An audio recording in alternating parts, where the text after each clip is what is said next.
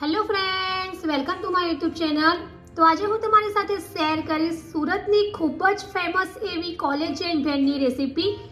તો આ જે ભેળ છે એ નોર્મલ ભેળ કરતાં થોડીક અલગ છે અને ખૂબ જ સિમ્પલ એવી છે, ખૂબ જ ઝડપથી રેડી થઈ જાય એવી છે। એકદમ ચટપટી અને જોતાં જ મોઢામાં પાણી આવી જાય એવી ચટપટી ભેળ બનાવવા માટે મેં અત્યારે એક બાઉલ જે મમરા આવે છે તે લીધા છે। મમરાને મેં થોડા 1-2 મિનિટ માટે શેકી લીધા હતા। ત્યાર પછી મેં મિક્સ ચવાણું લીધું છે, ત્યાર પછી ઝીણી સેવ લીધી છે, કોથમીર છે, જે સિંગદાણા આવે છે તે લીધા છે, તેના મેં જે છાલ આવે છે તે બહાર કાઢી લીધી છે। ત્યાર પછી મેં કેરી લીધી છે। તો ચાલો આપણે શરૂઆત કરીએ ચટપટી એવી કોલેજિયન ભેળ બનાવવાનું। તો સૌપ્રથમ આપણે કોલેજિયન ભેળમાં નાખવા માટેની ગ્રીન ચટણી બનાવીશું। તો આ જે ભેળ છે એનો સ્વાદ ચટણીથી જ આવે છે। તો ચટણી બનાવવા માટે મેં અત્યારે મિક્સર બાઉલ લીધું છે, તેમાં આપણે થોડા કોથમીર એડ કરીશું। ત્યાર પછી આપણે તેમાં થોડો ફુદીનો એડ કરીશું। ત્યાર પછી આપણે તેમાં ગ્રીન લીલા તીખા મરચાં છે એ એડ કરીશું।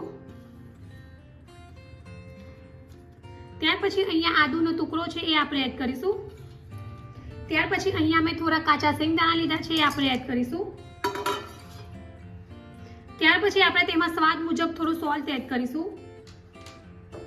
ત્યાર પછી હવે આપણે તેમાં લીંબુનો રસ એડ કરીશું।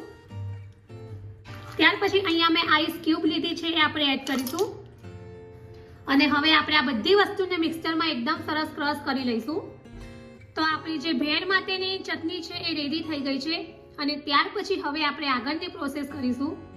ત્યાર પછી હવે આપણે જે ભેળમાં નાખવાનું ખાંડવાળું પાણી છે એ બનાવીશું। તો એના માટે મેં અત્યારે 1 ચમચી ખાંડ લીધી છે અને આપણે એની સામે 2 ચમચી પાણી એડ કરીશું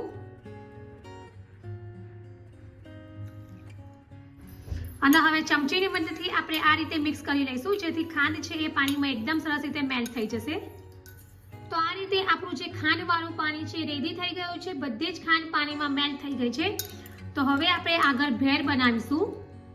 તો હવે ભેળ બનાવવા માટે મેં અત્યારે એક કાચનો બાઉલ લીધો છે, જેમાં આપણે જે 1 કપ શેકેલા મમરા હતા તે એડ કરીશું।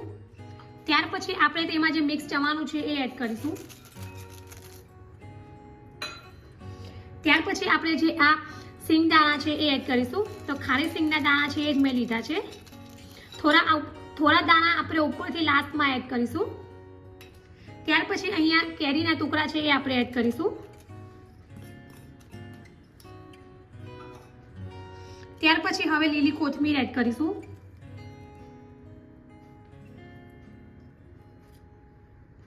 ત્યાર પછી હવે આપણે આ જે ઝીણી સેવ છે એ એડ કરીશું।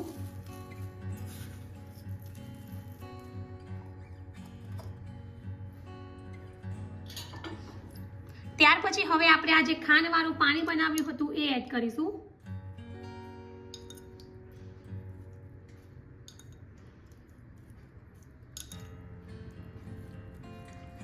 ત્યાર પછી લાસ્ટમાં હવે આપણે જે ગ્રીન ચટણી બનાવી છે એ એડ કરીશું।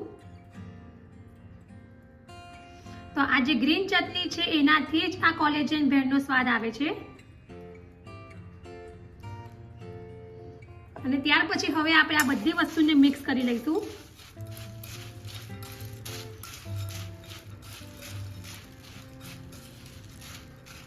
તો આ રીતે આપણી જે સુરતી કોલેજિયન ભેળ છે એ બનીને રેડી થઈ ગઈ છે અને હવે આપણે આ જે ભેળ છે એને સર્વિંગ પ્લેટમાં સર્વ કરીશું।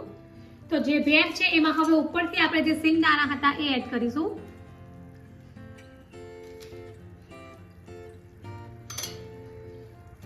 ત્યાર પછી હવે આપણે થોડી ઝીણી સેવ એડ કરીશું।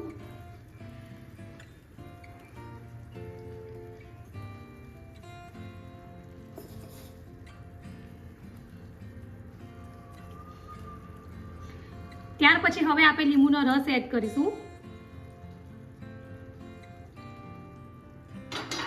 ત્યાર પછી લાસ્ટમાં હવે આપણે થોડી કોથમીર એડ કરીશું। તો રેડી છે એકદમ ટેસ્ટી અને એકદમ ચટપટી, જોતા જ મોંમાં પાણી આવી જાય તેવી સુરતની ફેમસ કોલેજિયન ભેળ। તો ફ્રેન્ડ્સ, ગરમીની સિઝન ચાલુ થઈ ગઈ છે અને ગરમીમાં જો આવી ભેળ ખાવાની મળી જાય તો મજા જ પડી જાય। તો ફ્રેન્ડ્સ, તમે ભેળ તો ઘણીવાર બનાવતા હશો, પણ જો આ રીતે સુરતની ફેમસ કોલેજિયન ભેળ ક્યારેય ટ્રાય ન કરી હોય તો એકવાર જરૂરથી ટ્રાય કરજો અને કમેન્ટ બોક્સમાં જણાવજો કે તમને મારી આ રેસીપી કેવી લાગી છે. જો તમને મારી આ સુરતની ફેમસ કોલેજિયન ભેળની રેસીપી પસંદ આવી હોય તો મારી ચેનલને લાઈક અને શેર જરૂરથી કરજો અને આવી જ બીજી નવી નવી રેસીપીઓ જાણવા માટે મારી ચેનલને સબસ્ક્રાઇબ કરવાનું ભૂલતા નહીં. તો ફરી પાછા આવા જ નવા વિડીયો સાથે મળીશું. ત્યાં સુધી bye bye and thank you for watching my video.